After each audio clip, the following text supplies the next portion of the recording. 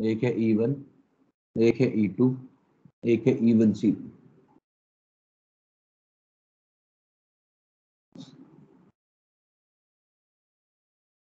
Order, इसका 1, इसका 2, इसका 1, और ये 1 भी वैसा सूडो टाइप निकल जाएगा। ठीक है।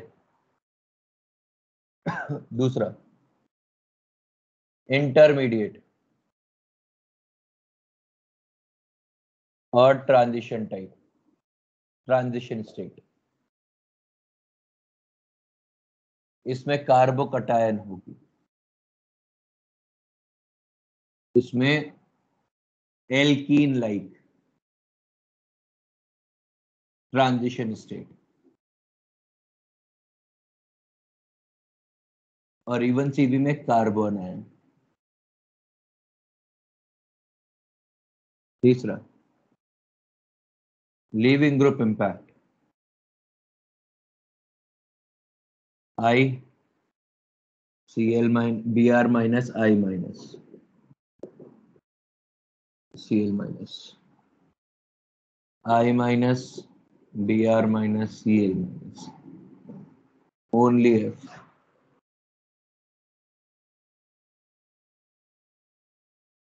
हाइड्रोजन एसिडिटी लो, मॉडरेट हाई।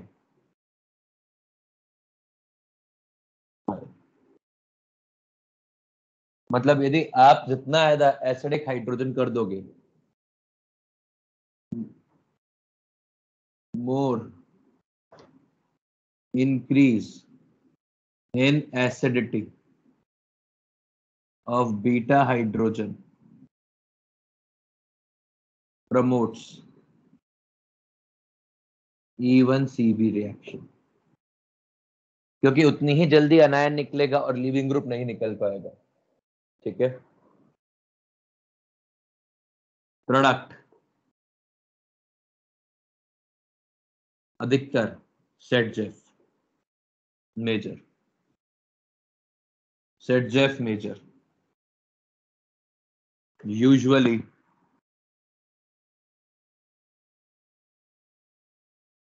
Hoffmann major. ठीक है।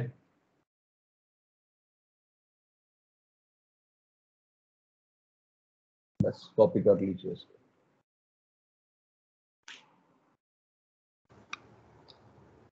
सर वो सैगजेफ मेजर के बाजू जो एरो है, मतलब ईट के लिए भी सेम ही है ना? बिल्कुल।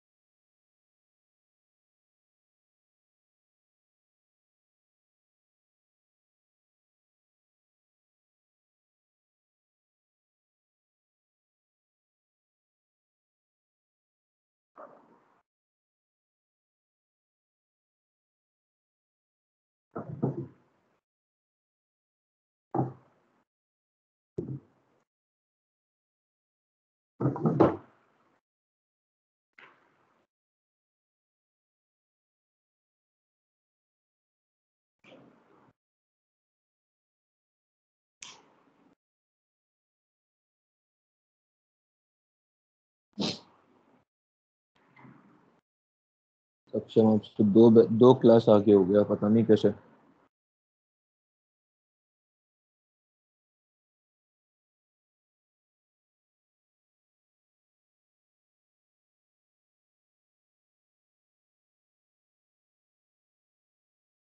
पहले आप लोग एक क्लास आगे थे।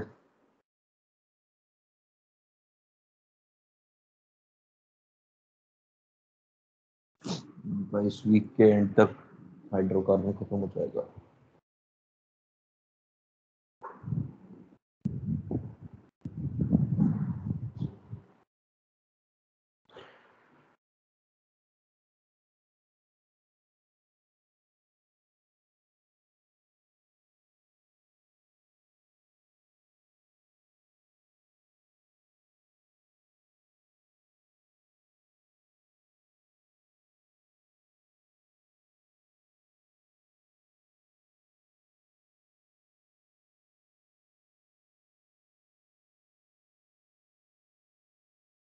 कॉपी हो गया क्या? नहीं सर।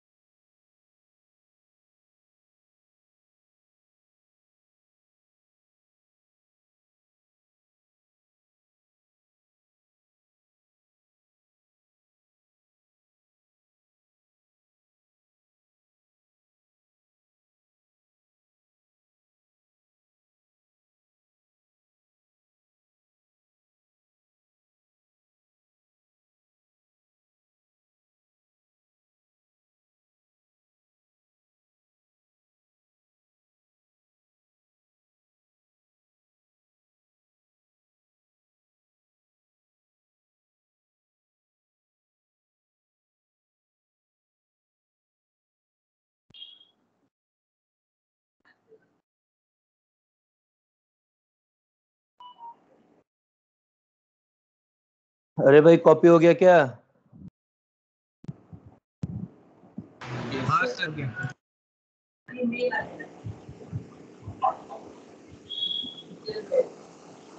चलिए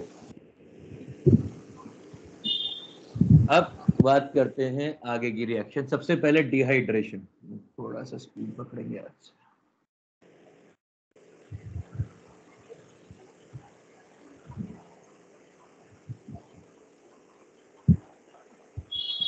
डिहाइड्रेशन रिएक्शंस।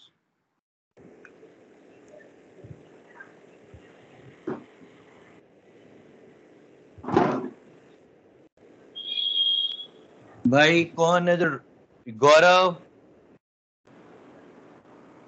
गौरव भाई जागो, जागो और माइक बंद करो। आप माइक खोल के सो गए हैं।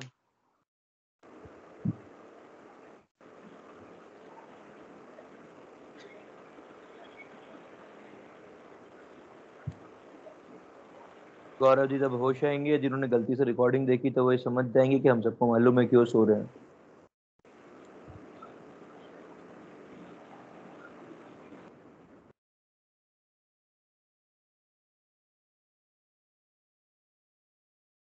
Okay, dehydration of water, sorry dehydration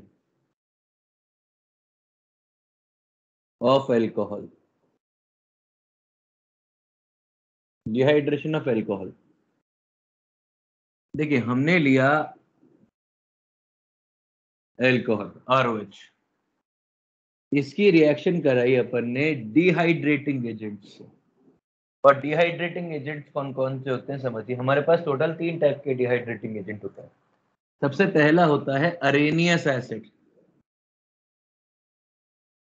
Arrhenius acid based dehydrating agents.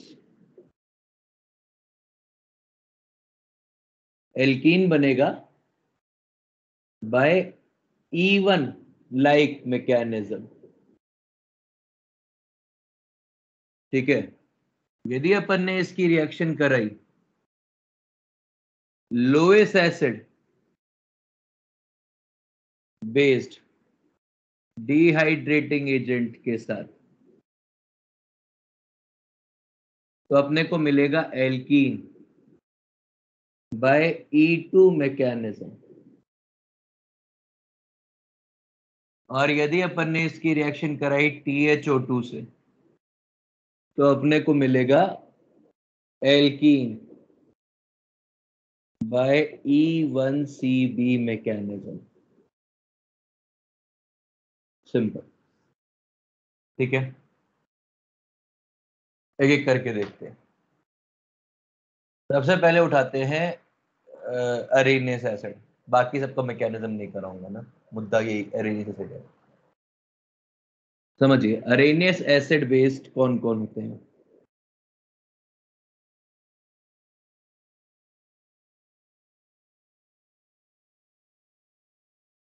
Arrhenius acid based dehydrating agents कौन कौन से होते हैं। Concentrated H2SO4, concentrated H3PO4, NaH2PO4, KHSO4 etcetera, ये सब डिहाइड्रेटिंग होते हैं। लोएस्ट एसिड मतलब ये सब यदि दिख जाएंगे तो आपका इंट्यूशन E1 लाइक मैकेनिज्म पर जाएगा। ठीक है, बहुत सारी बुक इसको E1 लिखती है, बहुत सारी बुक इसको E1 लिखती है, पर IL फिनार ने स्पेसिफिकली पॉइंट लिख रखा है कि E1 लाइक है, एग्जैक्ट E1 बोलना इसको गलत होगा। ठीक है, तो अब ये अपन मान लेते हैं कि फिनार साहेब थोड़े से बड़े आदमी है, तो मान लेते चुपचाप। दूसरा lowest acid based, lowest acid based dehydrating agents कौन कौन से हैं।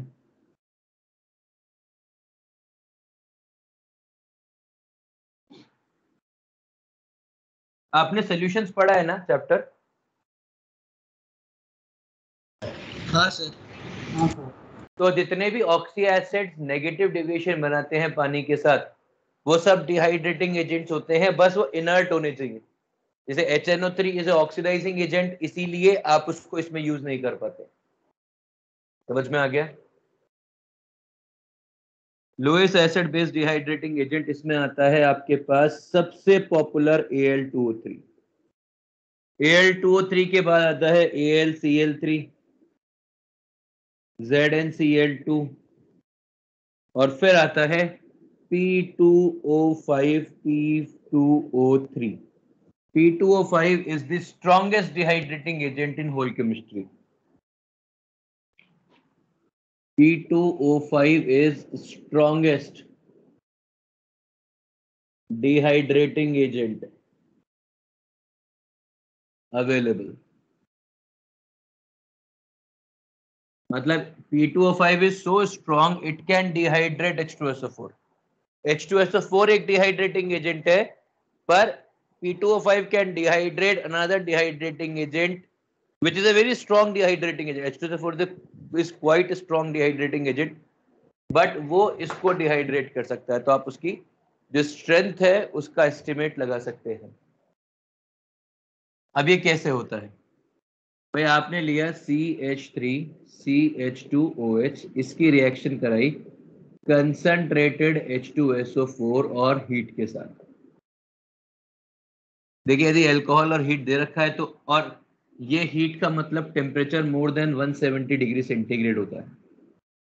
जरा समझते मैकेनिज्म कैसा होगा।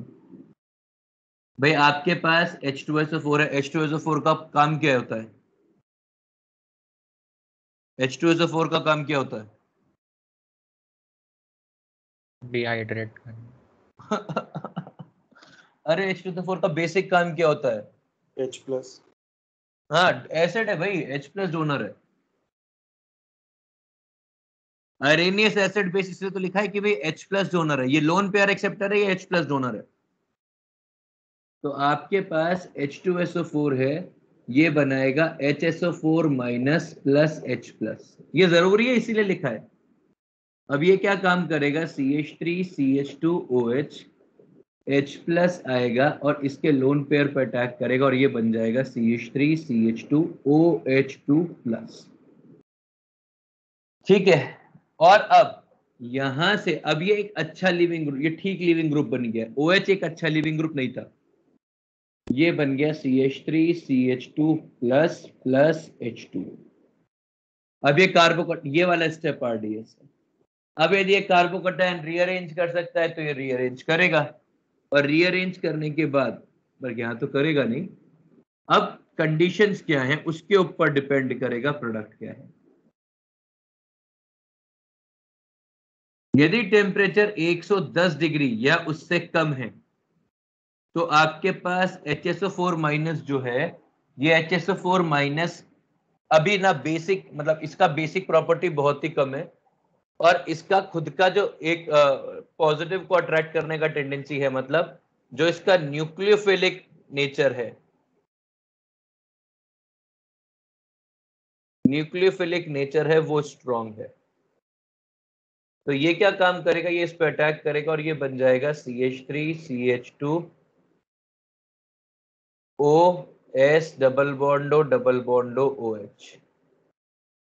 ये 110 डिग्री पर होगा क्योंकि और कोई ऑप्शन नहीं है, अब ये बेसिक नहीं है और कुछ नहीं है। जैसे ही आप 140 डिग्री सेंटीग्रेड पर गए तो इसका न्यूक्लियोफिलिक नेचर खत्म। अभी देखिए क्या होता है, अपन ने जब बात की थी शुरुआत में तो अपन ने क्या किया था कि हाई टेम्परेचर बेसिक नेचर को प्रमोट करता है और लो टेम्परेचर न्यूक्लियोफिलिक को करता है। तो 110 डिग्री लो टेम्परेचर है तो वहां पर न्यूक्लियोफिलिक नेचर डोमिनेट कर रहा है। 170 एक हाई टेम्परेचर है, वहां पर बेसिक नेचर कर रहा है। 140 एक मीन टेम्परेचर है जहां पर ना वो न्यूक्लियोफाइल अच्छा है ना वो बेस अच्छा है। तो वो क्या काम करेगा, तब वो आराम से लाइफ एंजॉय करेगा, वो कोई रिएक्ट नहीं करेगा। और 140 डिग्री के ऊपर आपके पास जो दूसरा अल्कोहल है, मतलब C2H5OH जो है, इसके लोन पेयर इस पे अटैक कर जाएंगे और ये बन जाएगा CH3CH2OCH2CH3, ये बन जाएगा। ठीक है, ये लोन पेयर अटैक कर जाएंगे। और यदि आपने 170 डिग्री उठा लिया तो HSO4 माइनस एक बेस की तरह बिहेव करेगा और इट विल एक्सट्रैक्ट हाइड्रोजन। तो फिर ये क्या बना देगा, फिर ये बना देगा CH2 डबल बॉन्ड CH2 और आपके पास H2SO4 वापस से रीजनरेट हो जाएगा। तो इसीलिए जब भी कभी ये हीट लिखी जाएगी तो आप ये अज्यूम करके चलेंगे कि 140 से ऊपर, मतलब 170 से ज्यादा टेम्परेचर है। ठीक है, और यदि आपको ये दोनों स्पेसिफिक टेम्परेचर दे दिए तो आप फिर उसके हिसाब से प्रोडक्ट बना देंगे। ये होता है डिहाइड्रेशन ऑफ अल्कोहल। कॉपी कर लीजिए सर। बोल भाई। सर 140 डिग्री सेल्सियस पर वो मतलब रिएक्शन बिल्कुल फॉरवर्ड नहीं जाती है ना? मतलब तो मतलब कुछ C2H5OH कुछ कंज्यूम ही नहीं होता है ना? C2H5OH तो कंज्यूम होगा ना भाई। नहीं सर, वो जो लोन पेयर उसके रिएक्ट करते हैं तब बोल रहा हूँ। हाँ तो कंज्यूम हो गया ना, वो ईथर बन तो गया, कंज्यूम हुआ तभी तो ईथर बना। हाँ sir sir HSO4 minus second dissociation करके उसका एल्केन नहीं बना सकता क्या? तभी तो अपन ने कंसंट्रेटेड लिया है।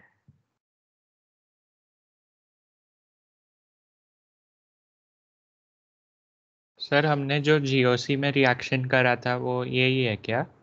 कौन सा? Alcohol and Arrhenius acid. हाँ वो वही ना, बिल्कुल एग्जैक्टली कि वो OH एक्सट्रैक्ट कर लेता है। सर ये 140 डिग्री हर अल्कोहल के लिए ट्रू है क्या, या फिर कोई पर्टिकुलर अल्कोहल के लिए है? नहीं नहीं नहीं, मैं ये एक 140 150 170 कुछ भी होता है, बट जो बुक्स के अंदर स्टैंडर्ड टेम्परेचर की तरह लिख के दिया है वो 140 लिख के दिया है, वैसा है। Thank you sir. जैसे अपन लोग रूम टेम्परेचर की बात करते हैं, रूम टेम्परेचर क्या लेते हैं अपन लोग? 25 degrees. But is it 25 degrees always? नहीं, चेंज होता रहता है। एग्जैक्टली तो वैसे ही है, थोड़ा हर अल्कोहल के किसी के लिए कम हो जाएगा जिसका स्टेबल कार्बोकेटायन बनता होगा, जिसका अनस्टेबल बनता होगा उसके लिए ज्यादा हो जाता है, कुछ के लिए कभी भी नहीं होता है, वैसा है। सर तो कभी भी नहीं होता तो उसके अंदर ये प्रोडक्ट ही नहीं बनेगा ना वो अल्कोहल नहीं के बिल्कुल अंदर। नहीं बनेगा, अपन लिखेंगे ना कि कहाँ कहाँ पर वो नहीं हो सकता है। ठीक है sir. There are some impossible carbocationic cases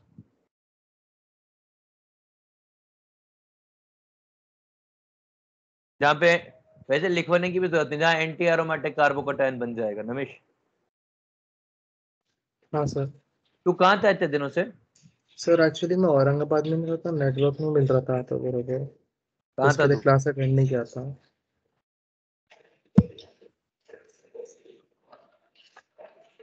घूमने गया था क्या? नहीं सर, घूमने नहीं गया था, कुछ पर्सनल रीजंस था। ठीक है, नहीं घूमने नहीं गया तो फिर कोई दिक्कत नहीं। घूमने गया था तो बता यार, मेरे को भी घूमने जाना है कहीं पर। मैं कब तक घर में रहूंगा, इसलिए पूछ रहा था।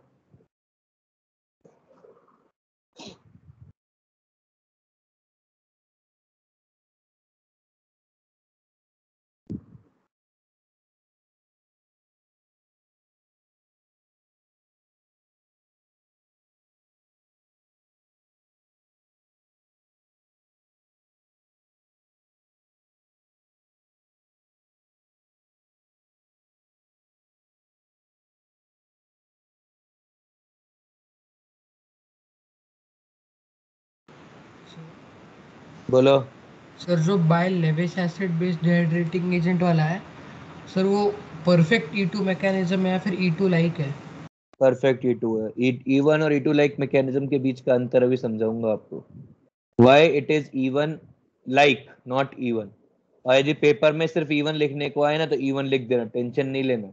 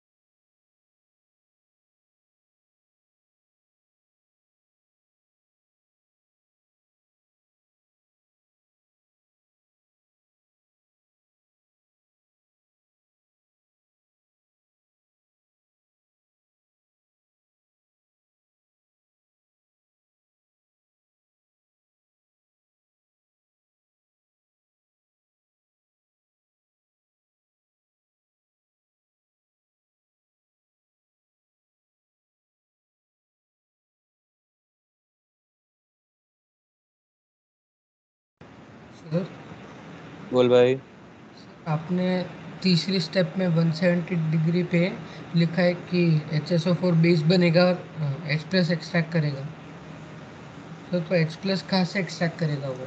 वो CH3 से जहाँ से एल्कीन बना सकता है। ठीक है। दोनों इस पे पॉजिटिव पॉजिटिव आएगा ना? पॉजिटिव H प्लस निकाल लेगा तो वहाँ नेगेटिव जनरेट होगा ना कार्बन पे।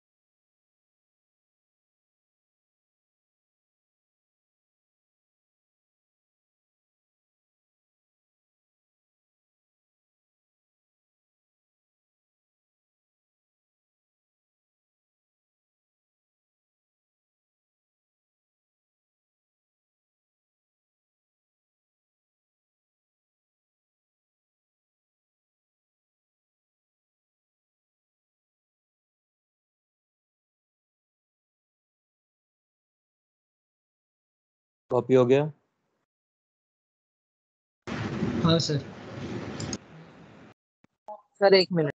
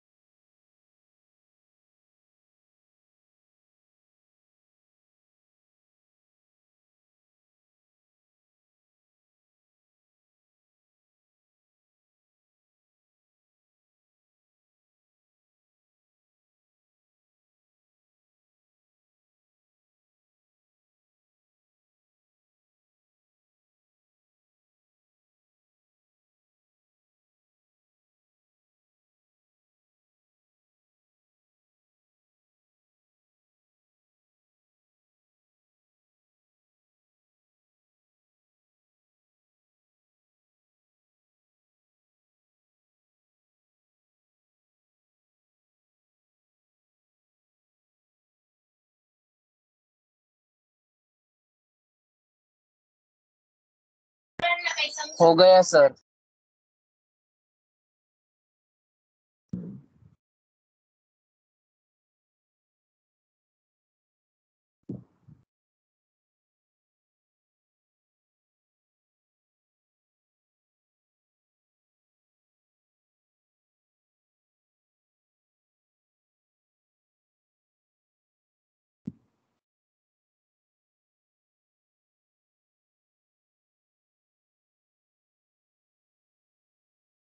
चले।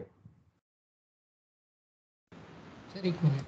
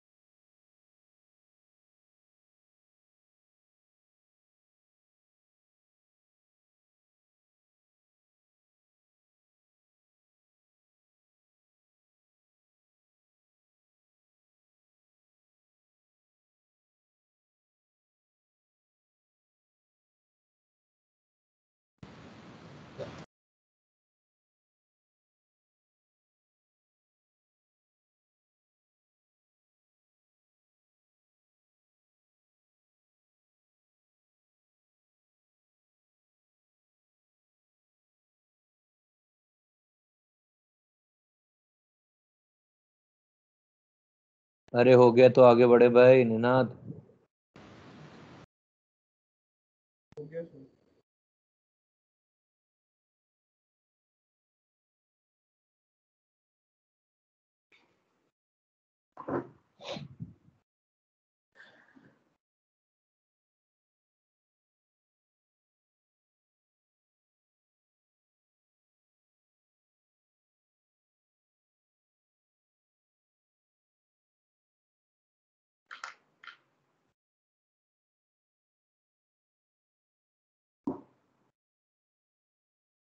चलिए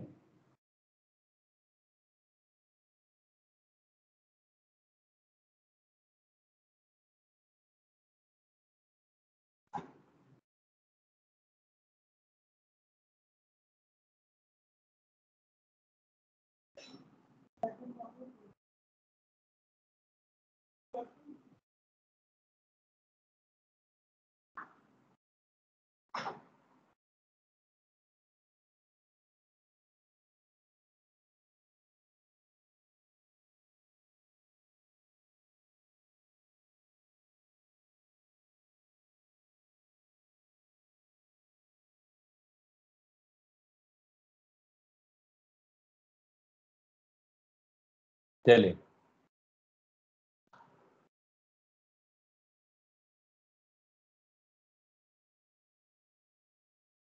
अगला मुद्दा।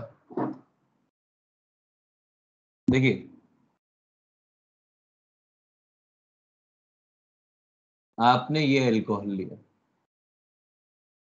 कंसंट्रेटेड H2SO4 से रिएक्शन कराई और हीट किया, प्रोडक्ट बनेंगे।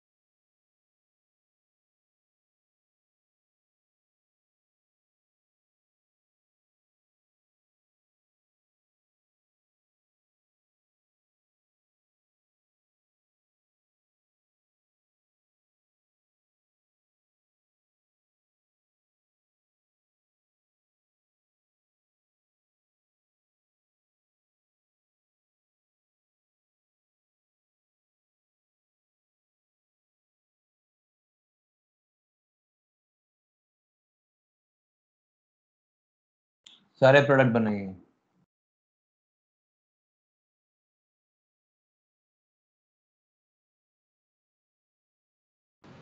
सबके मेजर प्रोडक्ट ना।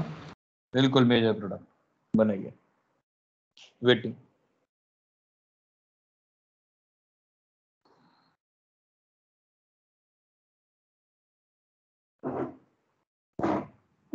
देखते हैं क्या बनाते।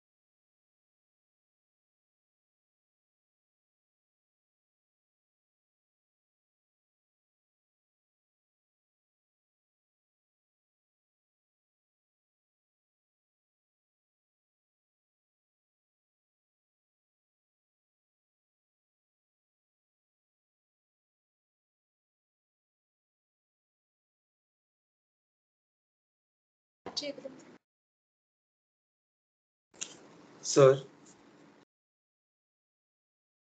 बोल भाई। सर वो फर्स्ट का मेजर प्रोडक्ट OH निकल के बीच में डबल बॉन्ड आएगा ना उधर?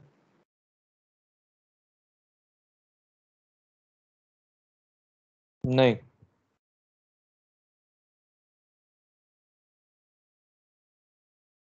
बीच में डबल बॉन्ड आएगा, पहले रीअरेंज भी तो करना पड़ेगा तेरे को। सर रीअरेंज करके बोल रहा हूँ, मतलब वो 3 ग्रुप्स के बाजू में बोल रहा हूँ मैं, CH3 के बाजू में, 3 ग्रुप CH3 के बाजू में, बीच में मतलब। हाँ सर फर्स्ट का 2,3 हाँ, डाइमिथाइल। सही बोल रहा है प्रणव, बिल्कुल सही।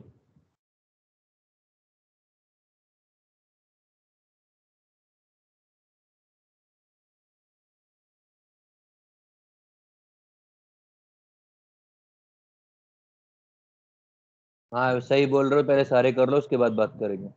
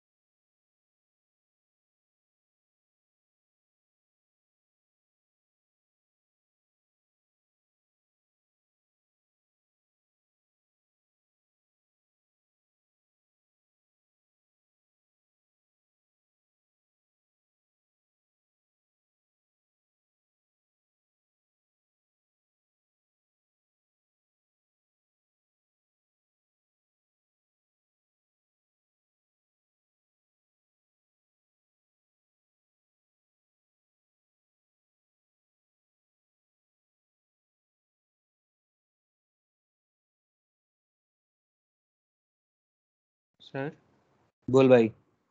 सर हर बार एल्कीन बनना इन रिएक्शंस में कंपलसरी नहीं है ना? बिल्कुल, अपन ने जब नीचे वो लिख दिया ना, तो त्रिकोण बना, मतलब ट्रायंगल बना दिया, उसका मतलब है जब तक एल्कीन बन नहीं जाएगी अपन रोकेंगे नहीं। अच्छा। हम्म।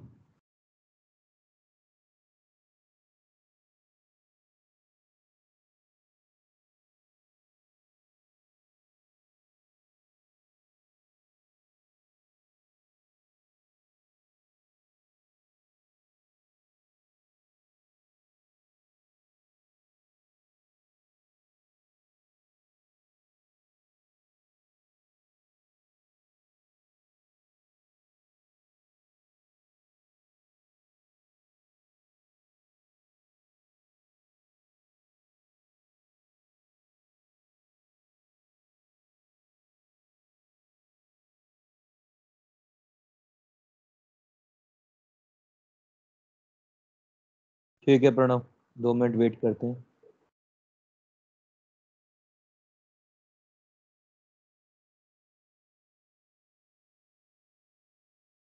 हम्म।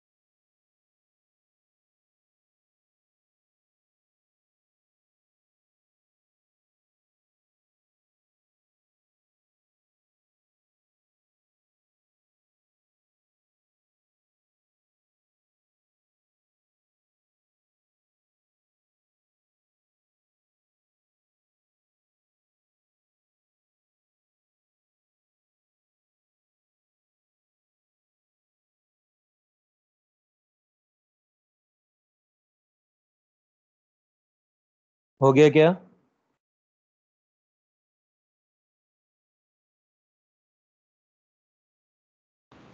हाँ सर।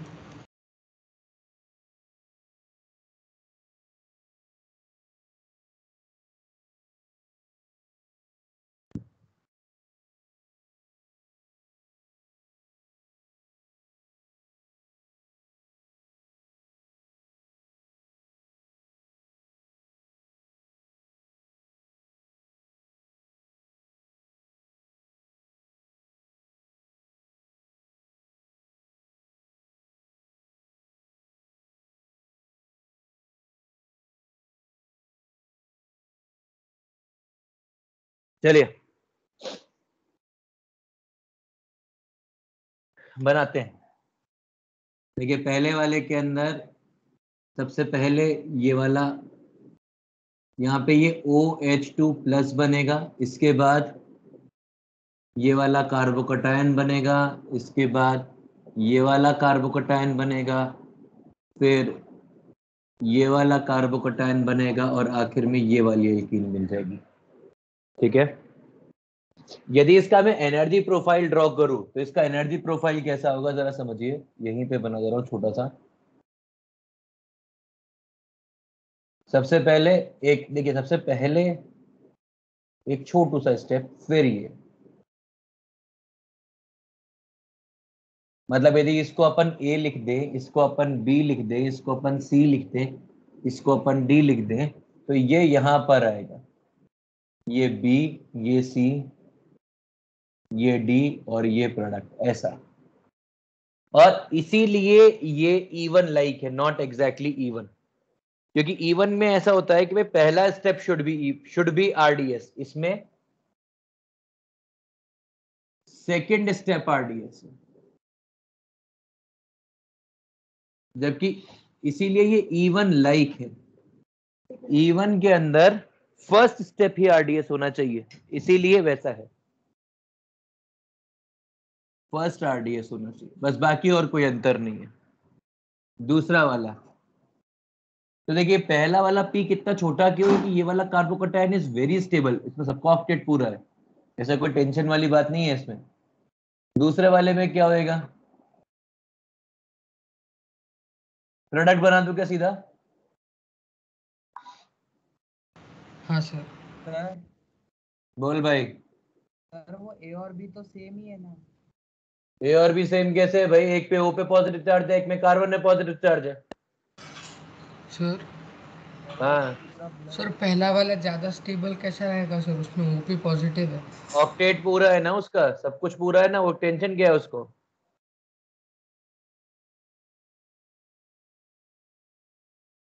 इसमें सबसे पहले ये OH2 प्लस,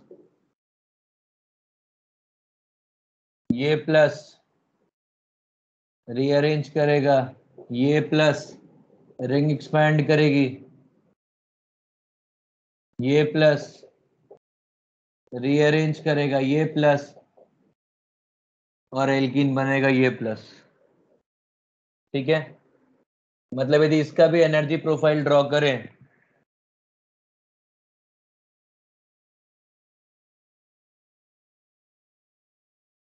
तो कैसा बनेगा? पहला रिएक्टेंट, इसको A नाम, इसको B नाम, इसको C नाम, इसको D, इसको E और इसको F। तो पहले ऐसा, ये A, ये B, ये C, ये D और ये E ऐसा। ठीक है, आखिरी फोर्थ,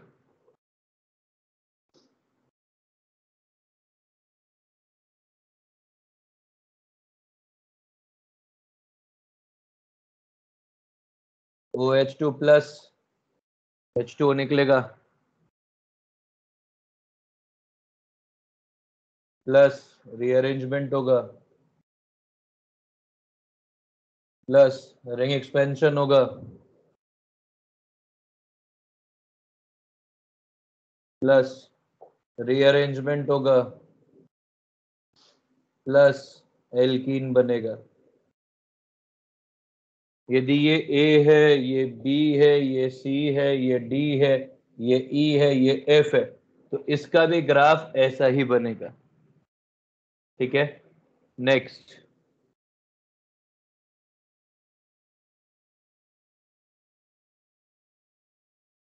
OH2 प्लस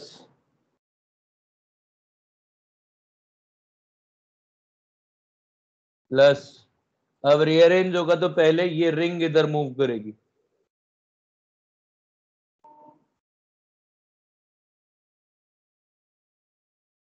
और एल्कीन बन जाएगी ऐसी।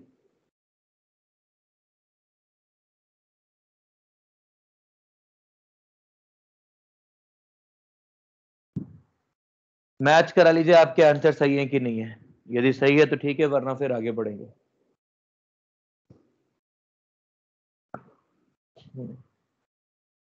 और कोई डाउट है पूछ लीजिए प्लीज।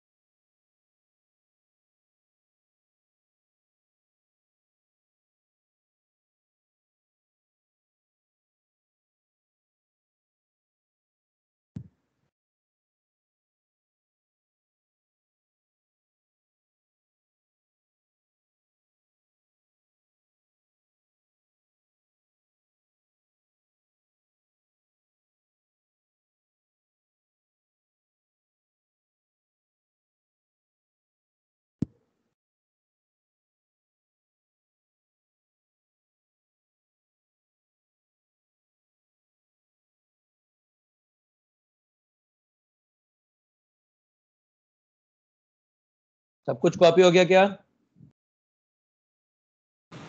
हाँ सर। बढ़े फिर आगे। 2 मिनट से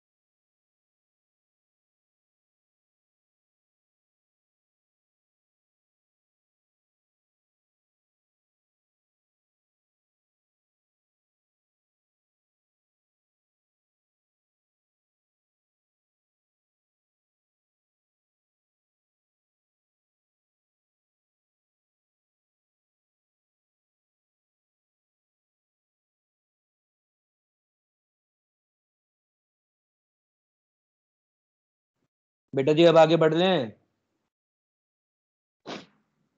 सर एक मिनट।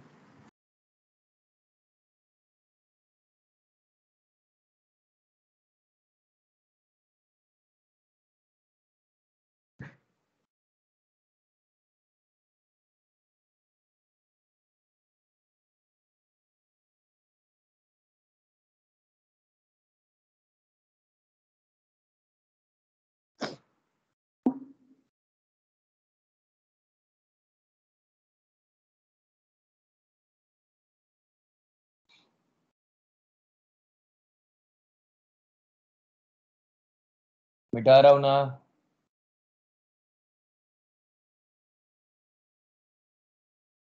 हाँ सर हो गया।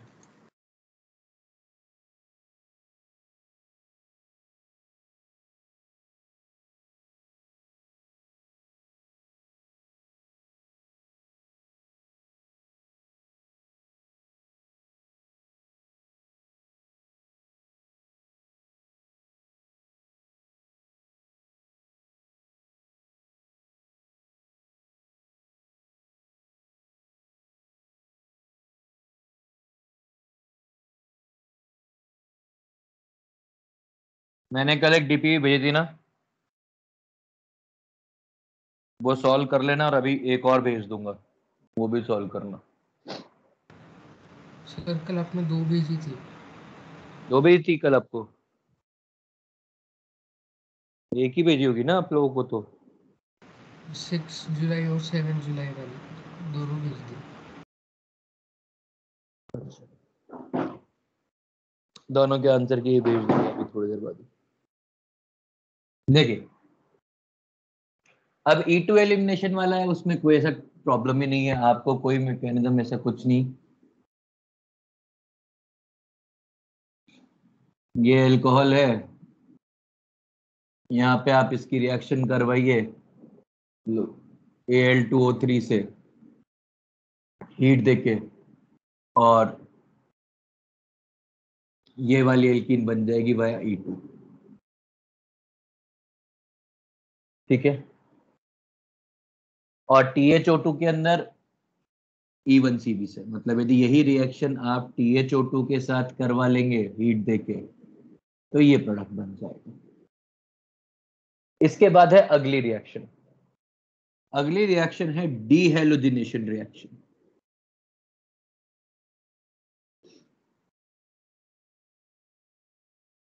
डीहेलोजिनेशन रिएक्शन, या इसको बोलते हैं फ्रैंकलैंड रिएक्शन। नाम सुना है इसका? सर ये वही अनायनिक मैकेनिज्म है क्या जो आप आगे बाद में हाँ पढ़ाएंगे? बिल्कुल हाँ सही, सर, एल्केन्स में बिल्कुल। वाली। Anionic mechanism far more important than free radical mechanism for JEE advanced perspective। JEE mains इस पर्सपेक्टिव के अंदर इग्नोर मार देना इसको, ठीक है? समझिए, ये E2 एलिमिनेशन होता है। ये E2 एलिमिनेशन होता है, ये होता है ऐसा।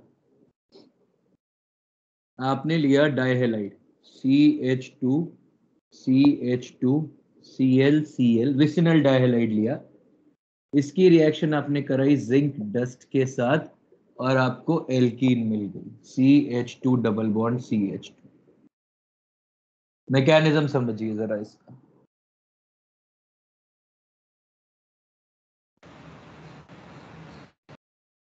मैकेनिज्म कैसा होगा? सर जिंक है, बोल भाई। सर स्क्रीन बहुत ब्लर है सर। नहीं सर, सर एकदम क्लियर है नहीं आज। सर, क्लियर है सर। ठीक है, तो Zn +2 + 2 इलेक्ट्रॉन्स। अब इसका क्या होगा समझिए, CH2 CH2 Cl Cl है, जरा समझिए। C Cl H H C H H anti bonding, और ये Cl, 2 इलेक्ट्रॉन आए। समझिए कैसे अटैक करेंगे। 2 इलेक्ट्रॉन्स आए, ये दोनों इलेक्ट्रॉन्स में से एक इलेक्ट्रॉन इसमें गया और दूसरा इलेक्ट्रॉन, अब ये वाला बॉन्ड टूटना चालू होगा। जब ये बॉन्ड टूटना चालू होगा तो दूसरा इलेक्ट्रॉन इधर जाएगा। जिस इंस्टेंट के ऊपर यहाँ पर, अब ये Cl माइनस की तरह निकल गया, जिस इंस्टेंट के ऊपर यहाँ पर नेगेटिव चार्ज आएगा, सेम इंस्टेंट के ऊपर ये यहाँ अटैक कर देगा और आपके पास एक ऐसी ट्रांजिशन स्टेट बनेगी। C, ये वाला बॉन्ड Cl टूटता हुआ, ये H, ये H, ये H, ये H, यहाँ पे ये वाला Cl बॉन्ड टूटता हुआ और ये बॉन्ड, और आपके पास ऐसी एल्कीन बन जाएगी जहां पर ये प्रोडक्ट होंगे। ठीक है, अब और ये ऐसे हल्का सा आयनिक फॉर्म जनरेट होने के बाद ही होगा। अब पॉइंट ये है कि मान लो हमारे पास अलग अलग कंपाउंड्स हो, क्यों ये इतना इंपॉर्टेंट हो जाता है समझिए भाई। आपने कहा आपके पास ये वाली एल्कीन, ये वाला डाइहैलाइड है, इसकी रिएक्शन अपन ने जिंक के साथ कराई, कोई टेंशन नहीं है। क्यों कोई टेंशन नहीं है? क्योंकि यदि आप देखोगे तो ये आपको ऐसा दिखेगा कि ना यहाँ पर ये पीछे की तरफ एच जा रहा है, यहाँ ये पीछे की तरफ एच जा रहा है। मतलब यहाँ पर आप एलिमिनेशन करवाओगे तो यहाँ पर इसका एंटी बॉन्डिंग ऐसे है, इसका एंटी बॉन्डिंग ऐसे है। इसकी रिएक्शन आप अनायनिक मैकेनिज्म से करवाओगे, मतलब यदि आयनिक मैकेनिज्म से करवाओगे तो प्रोडक्ट ट्रांस बनेगा, और यदि फ्री रेडिकल से करवाओगे तो भी मोर स्टेबल प्रोडक्ट बनेगा, मोर स्टेबल एल्कीन, तो ये बनेगा। इसलिए यहां तक कोई फर्क नहीं पड़ता, आप आयनिक से कराओ चाहे फ्री रेडिकल से कराओ। समस्या कहां आती है? समस्या आती है इस वाले केस में।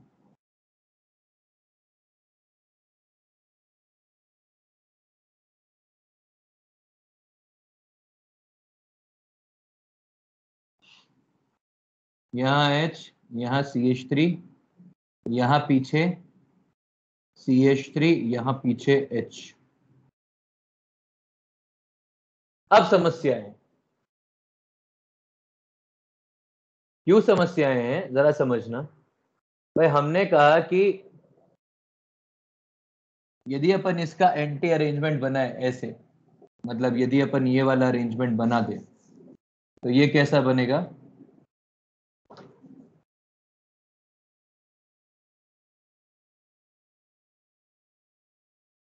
नहीं नहीं ऐसे नहीं, सॉरी,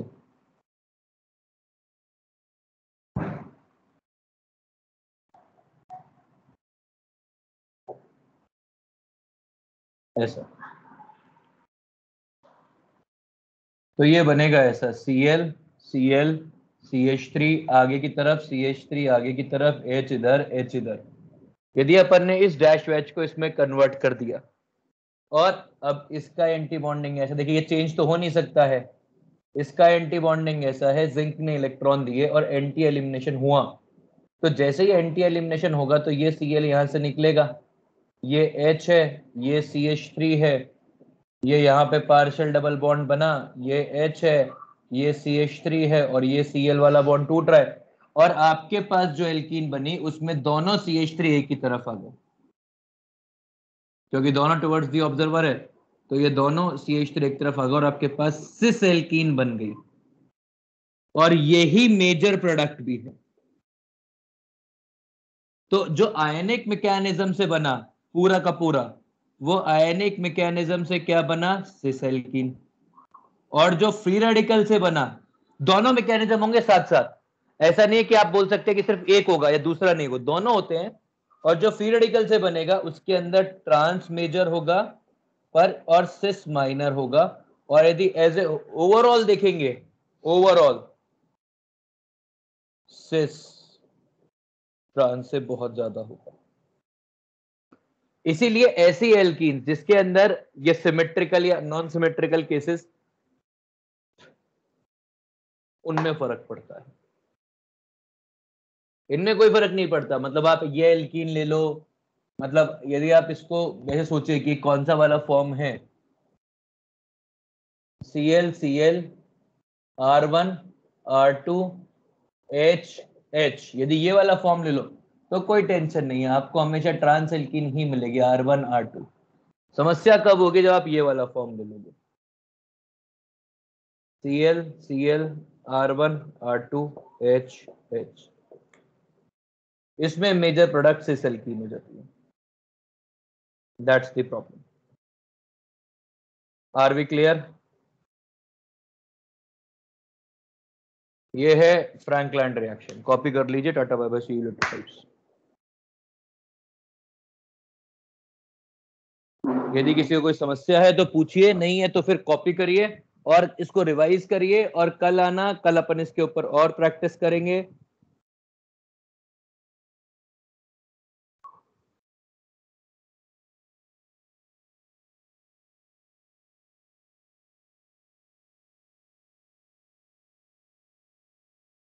सर बोल भाई। सर वो इलेक्ट्रॉन्स कैसे अटैक करते हैं, एक और बार बताओ ना। मतलब वो मैकेनिज्म।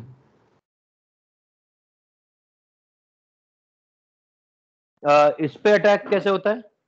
हाँ समझ भाई, पहला अटैक तो एंटी बॉन्डिंग में ही होगा। पहले अटैक की कोई टेंशन नहीं है, पहला अटैक होगा इसे पीछे की तरफ एंटी बॉन्डिंग के अंदर। जब ये एंटी बॉन्डिंग की तरफ अटैक होगा तो ये वाला बॉन्ड ब्रेक होना चाहेगा। हाँ सर। भाई समझ, अपन ने पिछली बार क्या किया, जब फ्री रेडिकल मैकेनिज्म कराया तो एक इलेक्ट्रॉन का अटैक इधर करा और अपन ने ये बॉन्ड तोड़ दिया सीधा का सीधा। हाँ सर। पर होता ही है कि पहला अटैक इधर होने के बाद ये वाला बॉन्ड ब्रेक करने की कोशिश करता है, ब्रेक होता नहीं, क्योंकि तब भी इसका बॉन्ड ऑर्डर हाफ रह जाता है। हाँ सर।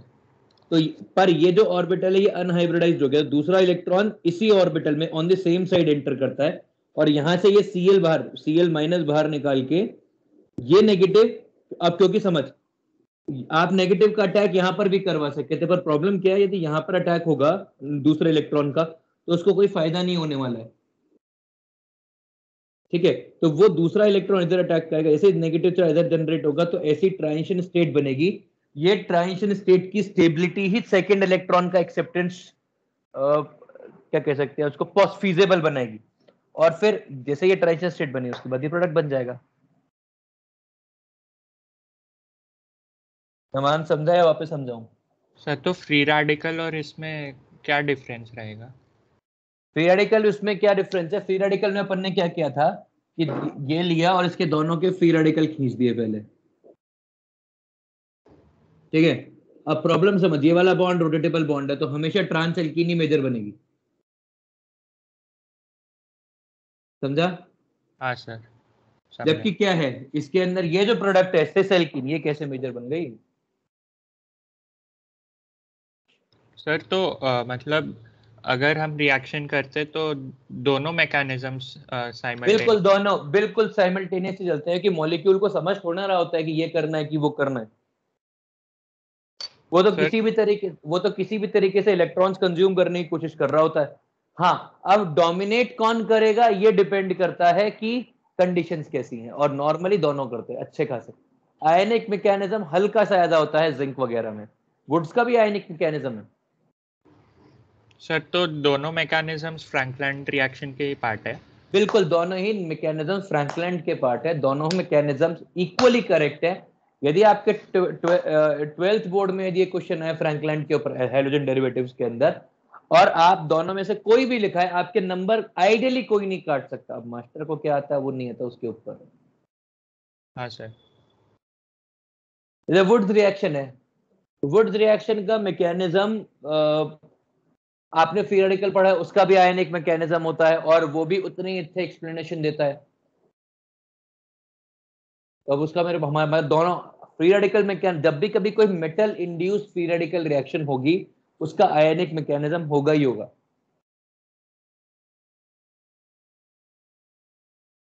ठीक हाँ है, सर। हाँ सर। प्लीज थोड़ा साइड हो जाएंगे।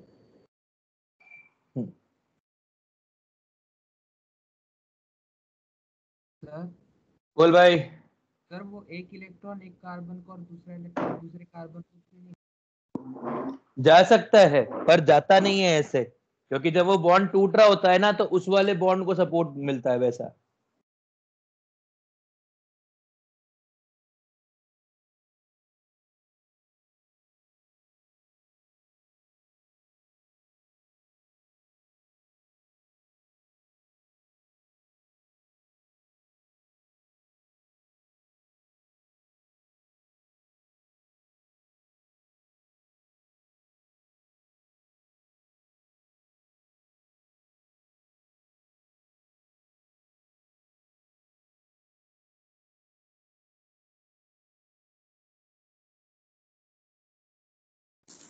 सर बोल भाई। सर आपने भेजी नहीं सर मॉड्यूल। भेजेंगे यार, टेंशन मत लिया कर तू, इतनी इतनी इतनी टेंशन तेरे को हो रही है ना। सर आप 25 डेज से यही बोल रहे हो सर। 25 डेज ही हुए हैं क्या अभी तक? हाँ सर मतलब वैकेशन के पहले से ही बोल रहा हूँ मैं आपको। अच्छा ठीक है, कोई बात नहीं। तेरे को एक कमाल की बात बताता हूँ मानस, तेरे को है ना ये सुन के बहुत ही अच्छा लगेगा। पिछले साल वाले मासूम भी आज तक मांग रहे हैं।